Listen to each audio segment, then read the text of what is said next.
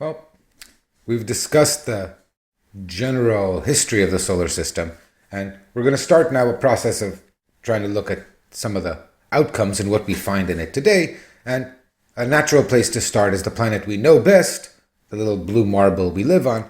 Pedagogically, this makes sense because it's going to be interesting to see what the physics we understand and the natural history of the solar system that we've learned tell us about living on Earth. Scientifically, intellectually, it makes sense because we know more about Earth than about any other planet. Whatever theories we develop should first be tested where we can actually measure things, which is on Earth. So let's do a quick pass. Of course, Earth sciences is a huge field that I wouldn't be qualified to teach even if I had the time, but let's do a quick pass and see what we can say about Earth as a planet. So first thing you see when you look at Earth is that most of its surface is covered with liquid water. As we know, that means that it has an atmosphere because liquid water can't exist without it. And indeed, the Earth is covered with an atmosphere, mostly nitrogen, about 20% molecular oxygen. And then below both of those is a rocky surface, a crust, which is made mostly of silicates. Now, we don't expect this to be a good description of the composition of the entire Earth because the Earth melted. We see that it is round because it melted. This means it underwent chemical differentiation. We expect the inside of the Earth to be different chemically and structurally than the outside. And indeed, we find that the Earth has an inner core which is rich in iron and nickel and heavier materials. And then the silicates that make up the crust of the Earth also make up the layer below the crust, which is called the mantle. And so we have the very densest, heaviest elements having sunk differentially to the center and formed a core, and outside that mantle. Now, this gives the Earth an average density of 5,500 kilos per meter cubed, remembering that rock is about 3,000 kilos per meter cubed. This is your first indication that there's something denser underlying the Earth. The Earth is an equilibrium system. Gravity, as we remember, is trying to crunch it down. The Earth is at least mostly a fluid. It is not a rigid object held up by its tensile strength. The reason that Earth does not collapse under the force of gravity, just like our slinky, is that pressure increases as you go deeper down into the Earth, each layer holding the layer above it against the force of gravity. And so as you go down into the Earth, pressures become very, very high, densities become very high. We have pressure is so high at the center of the Earth that despite the fact that, as we'll see, temperatures are very high, the center of the Earth is essentially solid metal. That's the inner core. This is surrounded by an outer core of liquid metal, and you can see on the graph at the bottom of the slide the jumps in density as a function of distance from the core. Distance from the center increases to the right, and density is the vertical axis. And you see the different layers of the Earth: an inner solid core, a slightly less dense liquid outer core, a mantle that is essentially molten rock, and floating above all of it, the crust. How do we know so much about the internal structure of the Earth? Nobody's ever been there. Well, it turns out that we can learn a lot about the mechanics and the structure of something by the propagation of sound waves. Earthquakes generate sound waves that propagate through the interior of the Earth. We can measure them way over on the other side of the Earth. Studying the time delays and the intensity patterns with which they propagate teaches us a lot, and in particular indicates the size and mass fraction of the inner core, which is solid, and the outer core, which is liquid, because they have different properties as regards sound propagation. So we think we understand the inside of the Earth, and one of the things that we know is that not only pressure and density increase as you move deeper into the Earth, but temperature. The inside of the Earth is an extremely hot place. Even the mantle is very hot, molten rock. And so what generates this heat? Well, there's a Kelvin-Helmholtz heat that heated the Earth as it was forming, remember, because gravitational potential energy was being converted into heat. But it turns out that the dominant heat-producing process in the Earth today is radioactive decay. The heavy elements, which are the ones prone to radioactive decay, would have sunk under chemical differentiation and are concentrated in the core. So the core is generating heat, and this heat is carried up through the mantle by convective processes. We have here the process that we said we might discover someday, where we have a fluid, the mantle, heated from below by the hotter core, by the radioactive and to some extent still Kelvin-Helmholtz processes going on in the core. And so this causes warm fluid to rise in some places, cooler fluid to sink in other places, and sets up these convection cells in which the fluid circulates. This has several effects. One is it carries the heat out from the core, heating the surface. The surface loses heat to radiation. Every square meter of Earth loses about 87 watts, about the amount of energy it takes to run an average light bulb, to radiation because of inner heating. 80% of that is radioactive. The other effect, of course, is that the horizontal component of the flow at the top of the mantle drags the crust around. Earth's crust is broken into plates, and the motions of these plates tell us a lot about the nature of geological processes on Earth. The fact that Earth has this plated crust and that these crusts are moving leads to recognizable features. For example, the mountain ridges, the linear ridges of mountains, the Rockies and the Andes, that line plate boundaries where plates are coming together and one of them gets pushed up, or the Alps and the Himalayas.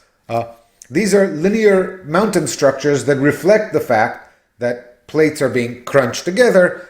On the other side, when two plates come together, one of them will typically fold up, the other will fold under, and crust will be subducted. And the result of this plate tectonic process is that the Earth's crust is by and large very young. This is why we never found old rocks on Earth. Not only are features on Earth, mountains and valleys, subject to erosion by air and water and natural processes, but the very atoms that form the crust are, in a geologic sense, very young and constantly being interchanged. Crust is constantly subducted and reabsorbed into the mantle, and then new crust is constantly formed by volcanic processes, so that most of the atoms we find on Earth's crust today are only a few hundreds of millions of years old, and by geologic standards, that's quite young. So we have heat rising from the bottom, and then heat being radiated out into space, and this is the beginnings of Earth's energy balance. Of course, if Earth relied on internal heat, it would have been a very cold place by now. It's been around losing energy for billions of years. What keeps Earth from freezing is the sunlight. So we can set up an understanding, and here's a nice application of the physics we learned. We can set up an understanding of what maintains the constant temperature of Earth by setting up a sort of balance problem. Earth absorbs energy from sunlight as radiation, with this additional small contribution from internal heat, but if you remember that every square meter of Earth absorbs about 1,300 watts in sunlight, the 100 watts in internal energy is not a big deal. At the same time, Earth is losing heat because it's a dense object sitting in space. It has a temperature, it radiates a blackbody spectrum out into space. If Earth is too hot, if Earth gets warm, it radiates more because of the Stefan-Boltzmann law, and that cools it down until the rates are equal. If Earth gets too cool, its Stefan-Boltzmann radiation decreases, and then that causes the sunlight to continue to heat it in equilibrium. This is a stable equilibrium, and one expects the rate at which Earth absorbs energy and the rate at which Earth loses energy to be equal, and we can use that to figure out how warm Earth should be. So Earth is a dense object. As a first approximation, let's imagine the Earth as a black body. How does this work? Well, here's the Earth. It's a sphere of radius r, and it's orbiting here in space, and if I imagine that the sun is over to the left, then there is a flux of sunlight impinging on the Earth from the left, and this flux is given by the solar constant, which is related to the solar luminosity, by our energy conservation relation that says the solar flux is distributed uniformly over a sphere whose radius is the distance from Earth to Sun, so d here stands for 1 astronomical unit. Now, how much of this light does the Earth absorb? Well, it's clear that only half of the Earth at any given time is absorbing any light at all, because the right half of the Earth is not absorbing anything, But it's also true that radiation is not uniformly absorbed, depends on where you are on Earth, in this equinoctial configuration.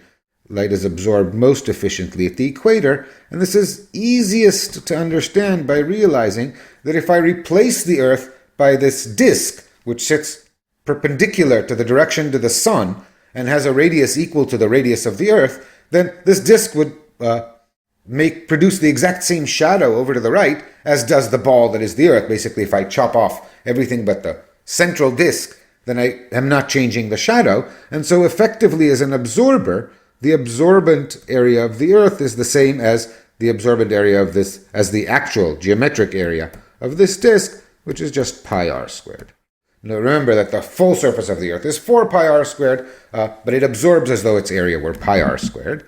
And so now I have the area, I have the incoming power per unit area. I can figure out the total incoming flux by multiply them, and the total rate at which Earth absorbs energy from the sun, therefore, is pi r squared times the solar luminosity divided by 4 pi times the square of the distance to the sun.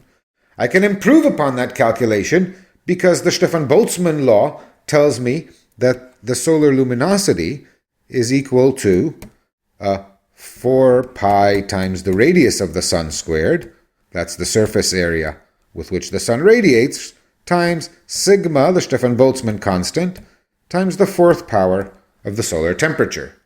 So I can plug this into that, and I obtain, when I put this expression into there, I get pi times the radius of Earth squared, times 4 pi's cancel all over the place, times sigma, 4th power of the solar temperature, and then I get the radius of the sun squared divided by the distance to the sun squared.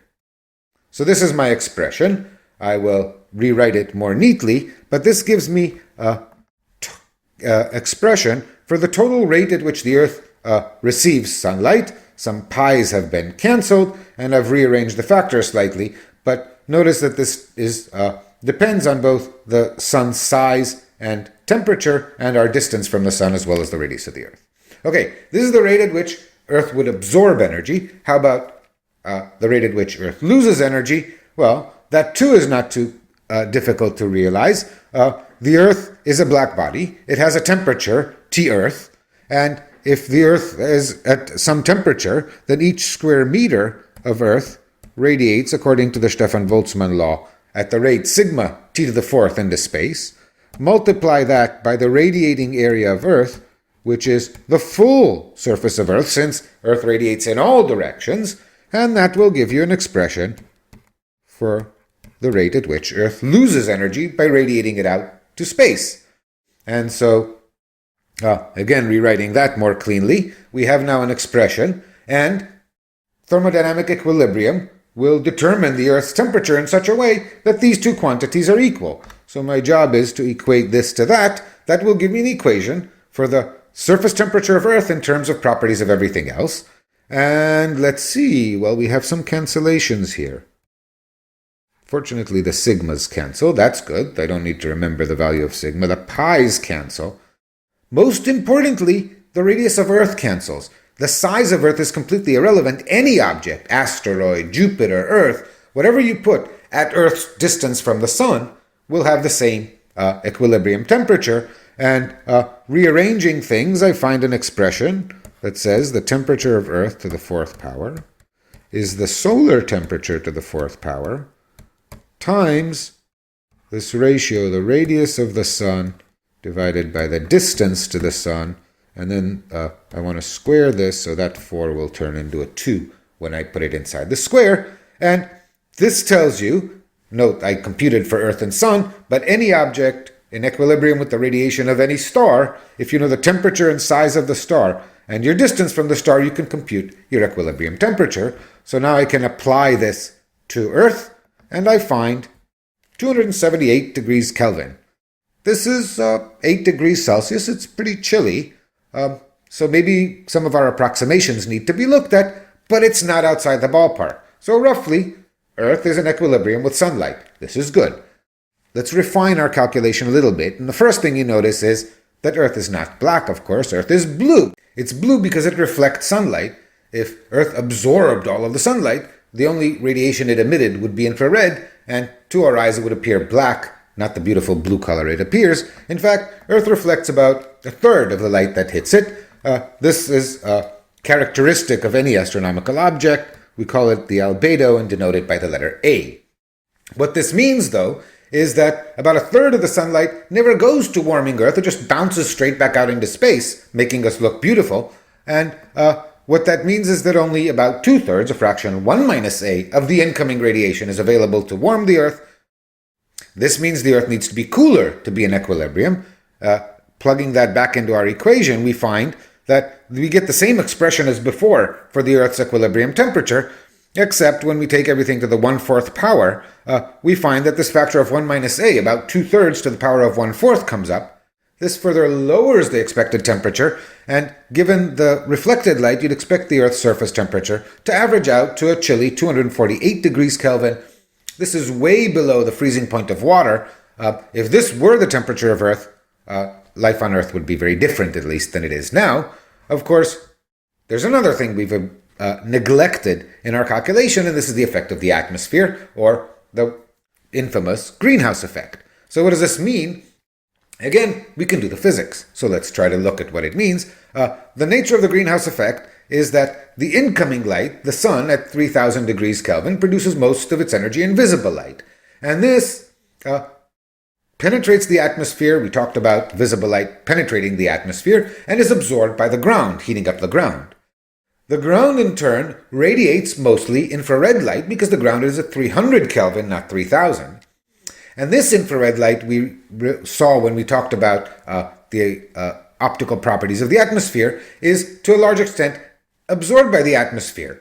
Well, this heats the atmosphere, and the atmosphere then radiates because the atmosphere is warm. But some of the heat that the atmosphere radiates goes out into space. Some of the heat is re-radiated back towards the surface, warming the surface. The net result is that the surface is warmer than would be a black body that lost as much energy to space as does the Earth. This might sound, or should sound, confusing to you. I know it confuses the daylights out of me, but what usually helps me is to do a calculation. So let's try to do a calculation and see if physics explains to us how this greenhouse effect works.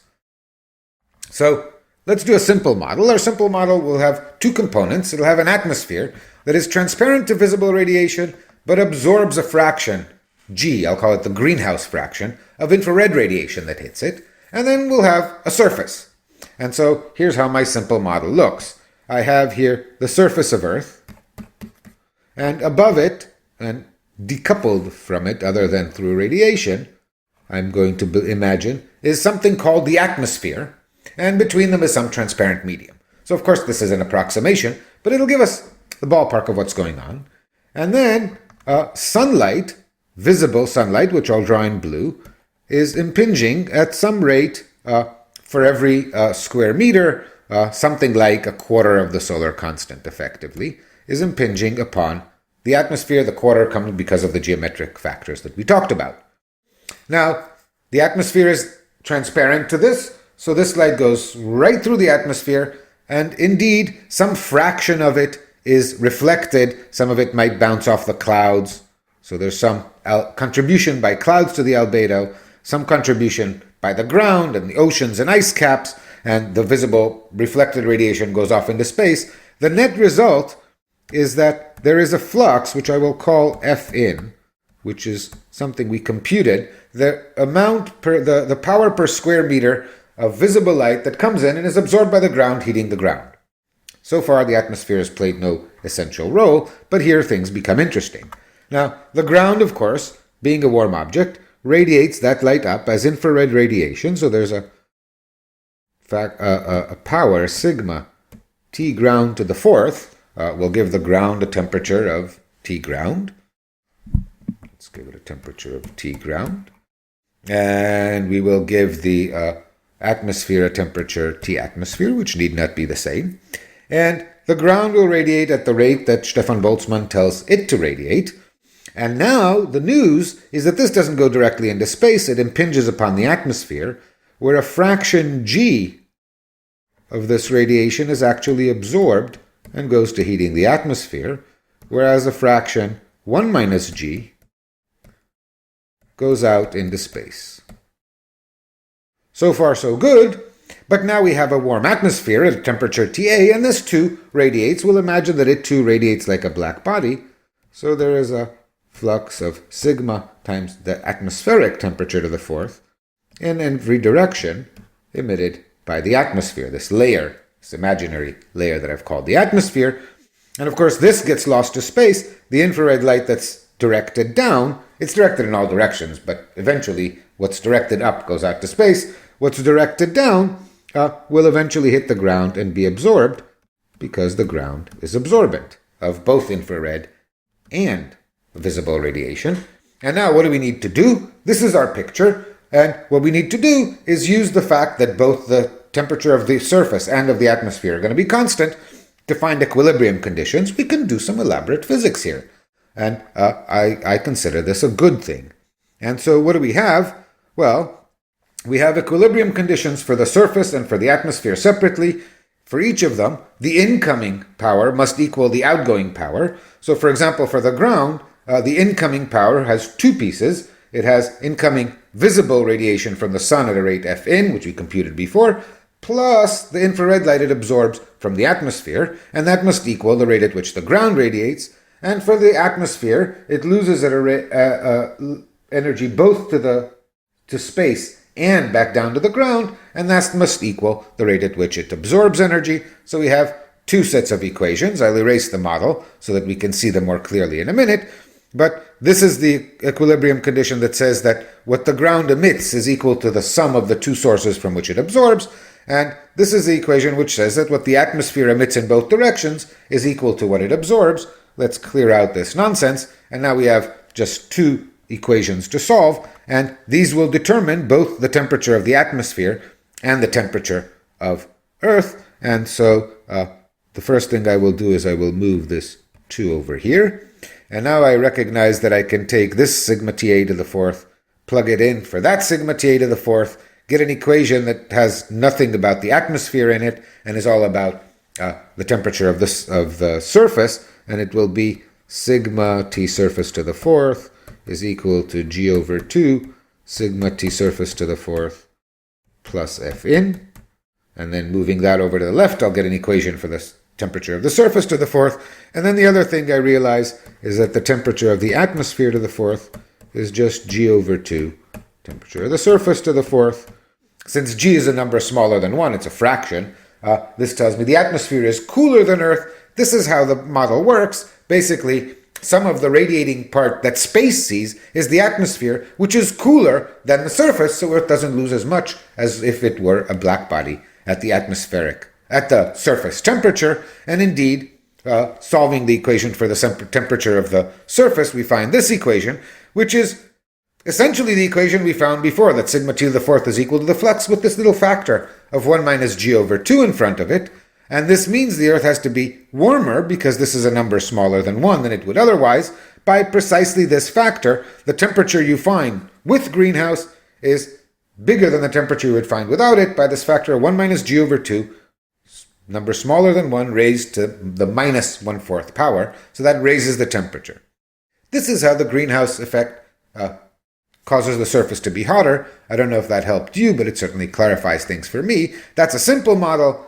In truth, there's all kinds of complications and different mechanisms of heat transfer. This is a more complete version. The salient part, though, the big fat arrows, the ones that count, are precisely the ones we mentioned. We see here the energy emitted as infrared radiation by the surface, some fraction of which travels out into space, and the rest is radiated back and reabsorbed by the surface. This is that greenhouse effect that we were talking about.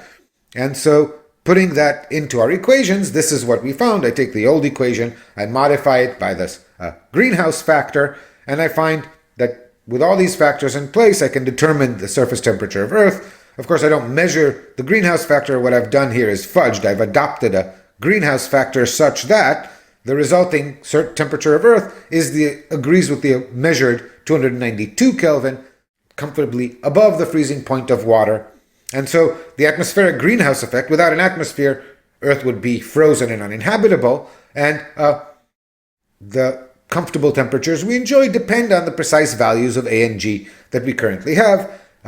A can change due to different amounts of cloud cover or ice cover. G can change due to changes in the chemical composition of the atmosphere. We hear a lot about this. This can change the temperature. Notice that even though A and G appear only in this to the 1/4 power, which makes the temperature relatively insensitive, because we're dealing with a temperature of 300 degrees, a 1 part in 100 change in temperature is a 3 degrees centigrade change, which completely and drastically alters climate conditions. Moreover, the real thing that people are worried about when they talk about changes in the Earth's greenhouse scenario is that a small change in G, for example, increasing G, makes this denominator a little bit smaller. What this causes is the Earth's temperature on the surface to rise a bit. This might cause polar ice caps to melt, reducing A, which further raises the temperature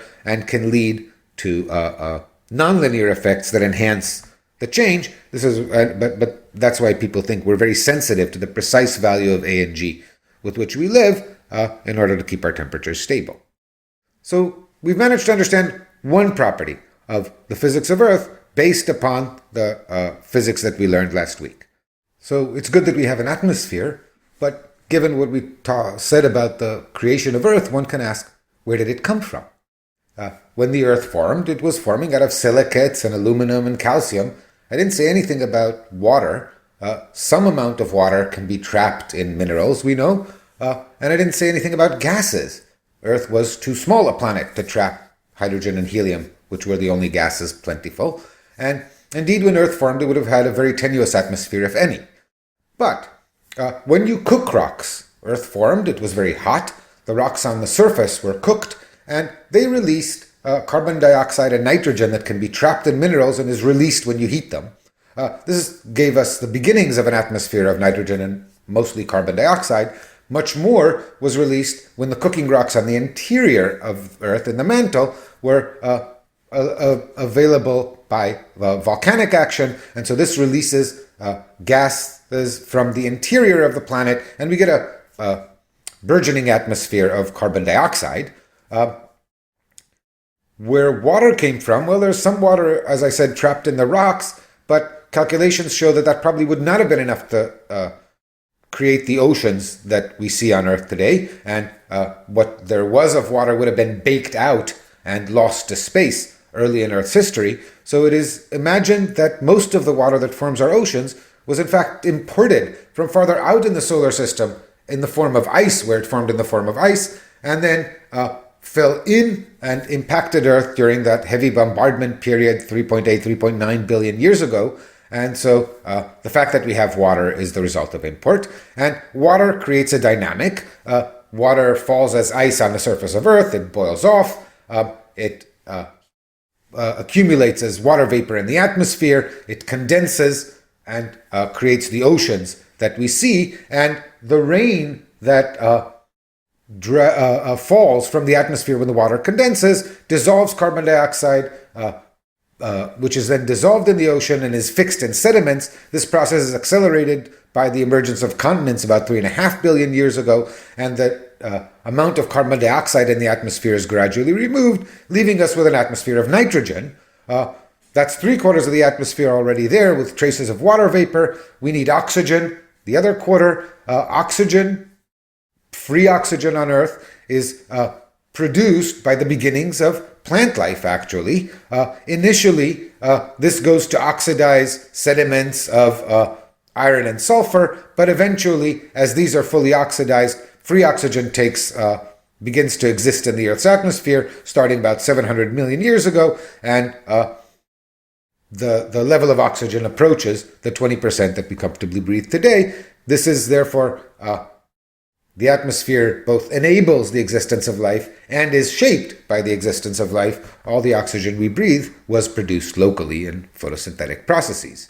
So this is something about the chemistry of the atmosphere. What does the physics tell us about the atmosphere? Well, the atmosphere, like the mantle, is a convective system. It's heated from below because the ground is warmer than the atmosphere, so Air down close to the ground is heated by conduction through the atmosphere, from the ground, and then we have a fluid which is being heated from below. This drives convection patterns. The differential heating shapes where the convection cells are going to fall. So globally, Earth has on each hemisphere these three large convection cells. Hot air rises near the equator, cooler air sinks at mid-latitudes, and then there's one more instance of hot air rising at upper latitudes, and of course at the poles cold air is sinking. And so we build these three convection cells. This drives northerly or southerly surface winds, and this global pattern of circulation cells will repeat and be generic, and so we should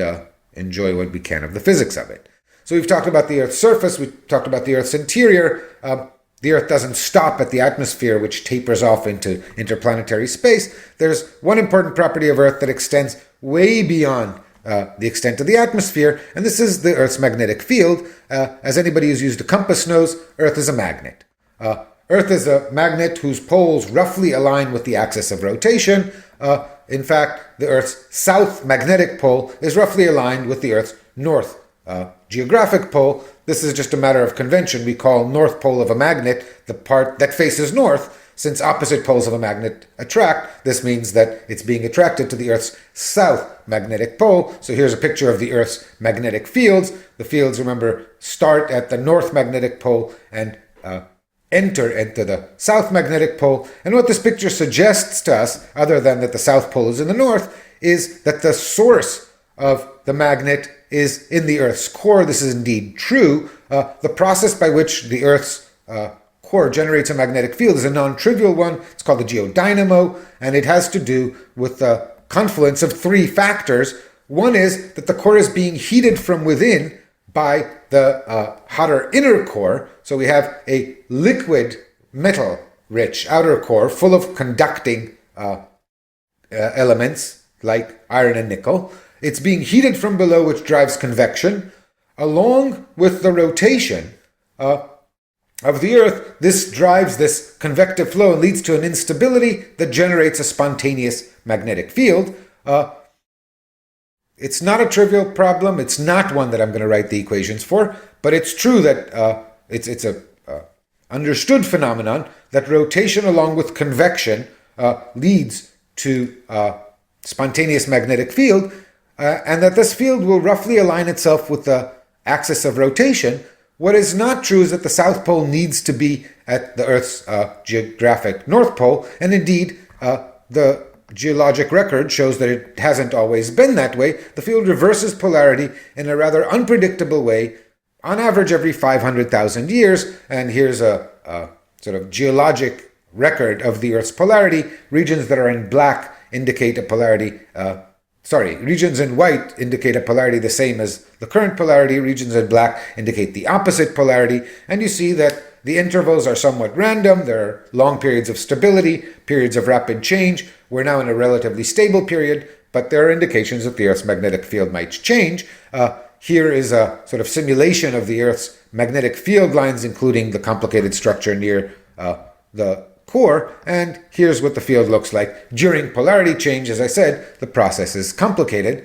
What else does the field do for us? Why am I making such a big deal? The next demo might help us understand this.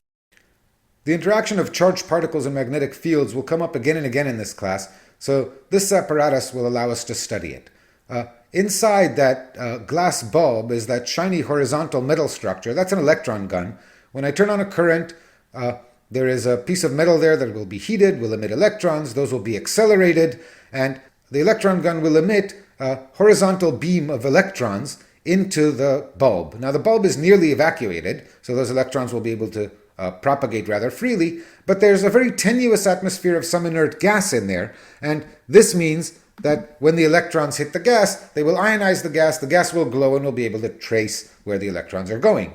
Surrounding the bulb are these big coils. When I turn a current on through the coils, then as we saw last week's discussion of magnetism, we'll create a magnetic field penetrating the coils. So in the view we're seeing, that magnetic field will be directed from where we are sitting into the black backdrop.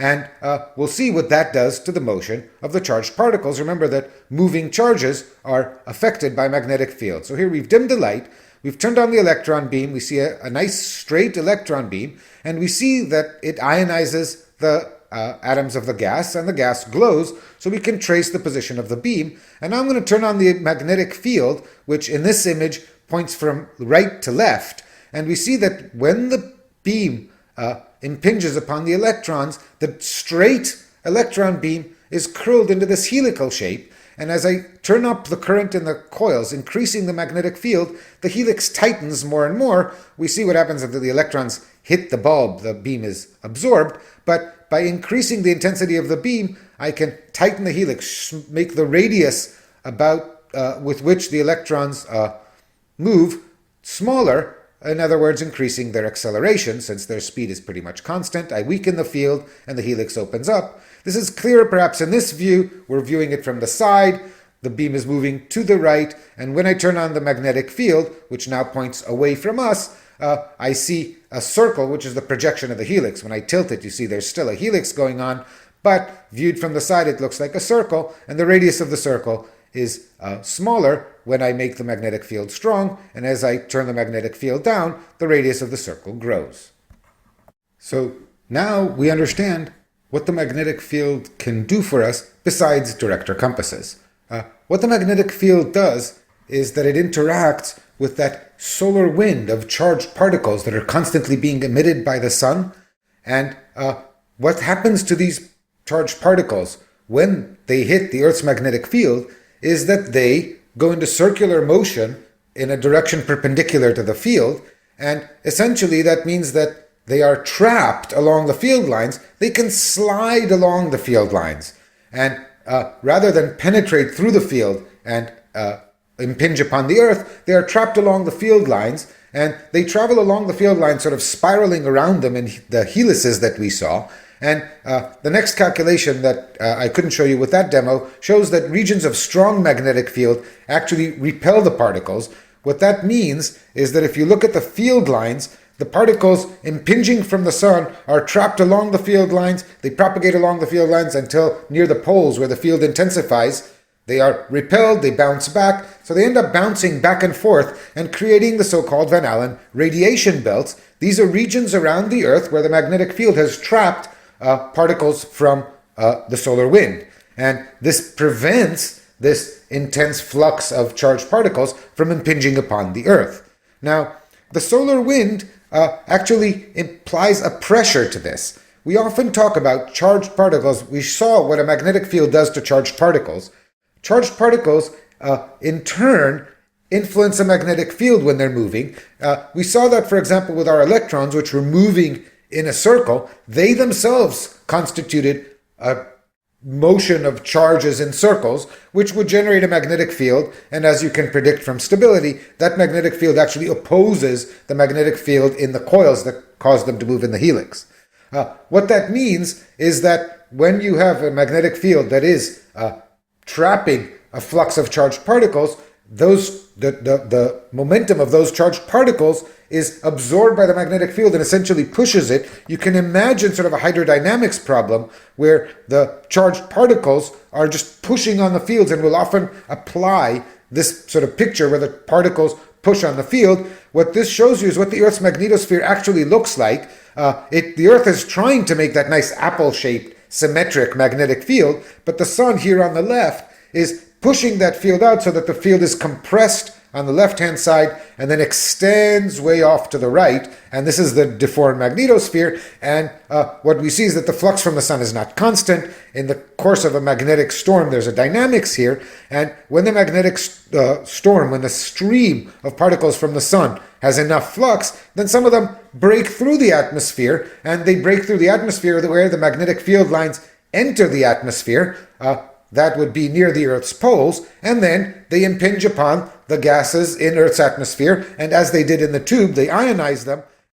And this gives rise to the beautiful light show we call the aurora, in this case the aurora australis over Antarctica.